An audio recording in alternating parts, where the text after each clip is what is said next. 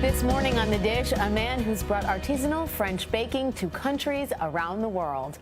Born in Lorraine, France, Eric Kayser's great-grandfather, grandfather, and father were all traditional French bakers. In fact, he learned to count by preparing eggs and measuring sugar. He worked as a baking teacher and consultant, and then in his early 30s opened his first bakery in Paris. It was an instant hit and led to Maison Kayser locations all over France and then the world. Today, there are over 100 bakery cafes in 20 nations, from Tunisia to Tokyo, including 16 here in New York City. Eric Kayser, good morning. Welcome to The Dish. Bienvenue. Merci beaucoup.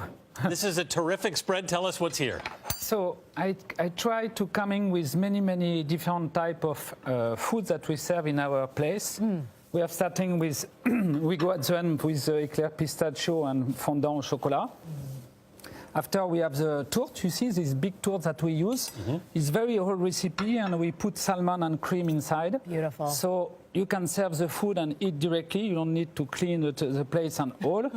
You have the famous bœuf bourguignon that you can take for lunch or for dinner in our place. And after you have the salad with olives and roquefort, and it's something very good with buckwheat bread. And after we have a raspberry tart, and we have different dishes. You see, for example, we show how we can do a baguette with goat cheese, because it's very simple but very good. We try to go back to find the good ingredient on the top of the bread.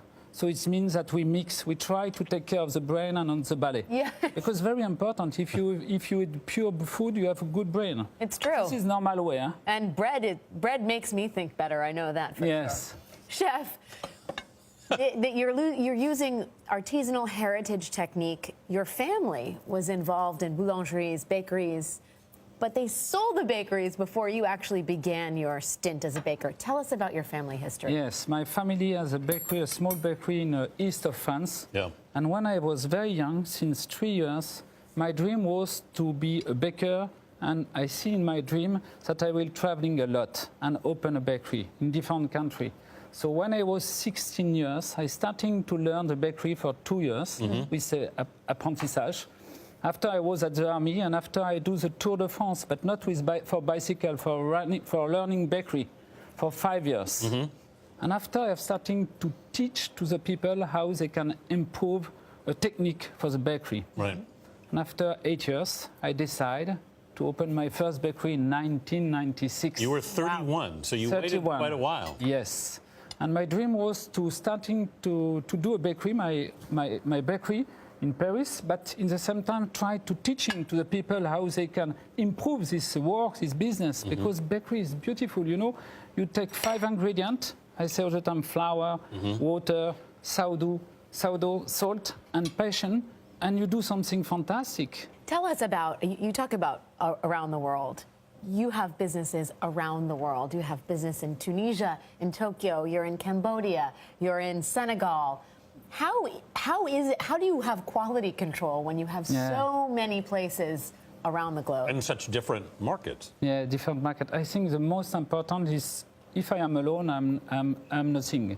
But because I have a team, I try to give the know-how to my people, and some people are better than me now, so they can take care of the quality. This is the most important, to give your know-how, to give your passion to the people, and after they can take care of the quality. You were in the Blue Berets, and you served Blue Beret. and you served in Lebanon. Yes. Which was part of your whole sort of desire to see the world, yes? Yes. And I think I have starting to learn how I can live with the people in this time, you know, because you sleep in a tent.